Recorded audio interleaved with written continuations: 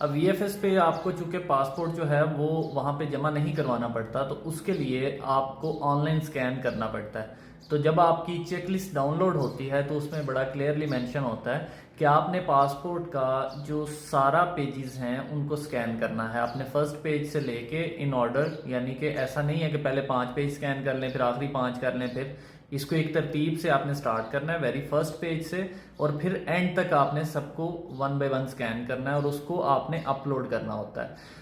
अगर आपका कोई प्रीवियस पासपोर्ट है, उस पर आपकी कोई ट्रेवल हिस्ट्री है, इवन दो कोई रिफ्यूजल है, कोई एक्सेप्टेंस है, जो भी है, तो वो भी आपने स्कैन करना है साथ में इसको अपलोड करने के लिए। और अच्छी चीज ये है कि आपके अगर 2 पासपोर्ट हैं तो दोनों पासपोर्ट्स को क्लियर 1 टू गो में स्कैन कर लें। एक का नाम रख लें current passport all pages scan, और एक का रख लें previous passport all pages scan, तो उसमें आप उसको मेंशन कर सकते हैं। इसके अलावा अगर आपका कोई और वीज़ा है जो ई वीज़ा टाइप है, तो उसको आप सेपरेट से ट्रेवल हिस्ट्री में भी अटैच कर सकते हैं, या उसी पासपोर्ट के साथ उसको भी उसी इन ऑर्डर में स्कैन कर सकते हैं। और वीएफएस सेंटर पे आपका पासपोर्ट समटाइम वो 1 and 2 आवर्स के डिले से वापस करते हैं, समटाइम इमीडिएट वापस करते हैं, और समटाइम वेरी नेक्स्ट डे करते हैं। ये भी कुछ उनका स्टैंडर्ड प्रोसीजर है जिसमें जो है वो कुछ के पासपोर्ट्स को रख लेते हैं। माइट भी उनका कुछ स्कैनिंग का इशू आ रहा हो या कोई और उनका प्रोसेस है, ये कुछ क्लियर नहीं है। कुछ स्टूडेंट्स को सेम डे वापस किया है, कुछ को वेरी नेक्स्ट डे किया है, कुछ को 1 and 2 आवर्स के बाद भी कर दिया उन्होंने।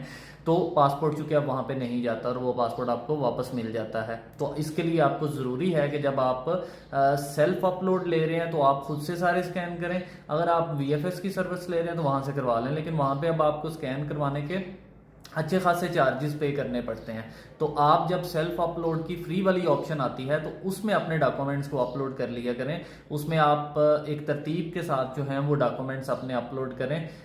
किस जो है वो रो में अपलोड करने होते हैं उसमें बड़ा क्लियरली मेंशन होता है, जिसमें आपकी आइडेंटिटी डॉक्यूमेंट में पासपोर्ट, अपनी प्रीवियस ट्रेवल हिस्ट्री और सारी चीज़ें लगा सकते हैं। एजुकेशनल डॉक्यूमेंट्स में आप अपनी लास्ट क्वालिफिकेशन डिग्री को लगा सकते हैं। फाइनेंशियल डॉक्यूमेंट्स में अपनी bank statement, account maintenance letter लगा सकते हैं। स्पॉन्सरशिप में अपना कैश लगा सकते हैं। अगर फादर की तरफ से कोई डॉक्यूमेंट्स है तो वो लाइफ इवेंट्स में आप अपने फादर की तरफ से जो एफिडेविट ऑफ फाइनेंशियल सपोर्ट है, प्रूफ ऑफ रिलेशनशिप है, बर्थ सर्टिफिकेट है, एफआरसी है, वो वहां पे लगा सकते हैं।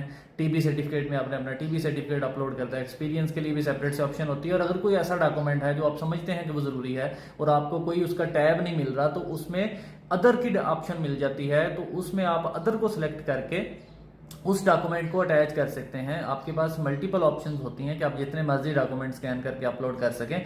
तो वो आप पे होता है कि आप अपने रेलिवेंट जो आपका वीज़ा कैटेगरी है उसके अकॉर्डिंगली आप डॉक्यूमेंट्स को स्कैन करें और उनको पोर्टल पे अपलोड कर दें। वहाँ पे आपको दोबारा चेक करने की भी ऑप्शन मिलती है। इवन दो अगर आप एक दिन पहले अपलोड करते हैं तो दोबारा आपको याद आता है कि ये डॉक्यूमेंट रह गया, तो वो भी अपलोड हो सकता है दोबारा उसी सूरत में आपकी बायोमेट्रिक से पहले पहले। लेकिन जब आपकी बायोमेट्रिक हो जाती है तो फिर आप कोई डॉक्यूमेंट अपलोड नहीं कर सकते। Thank you so much.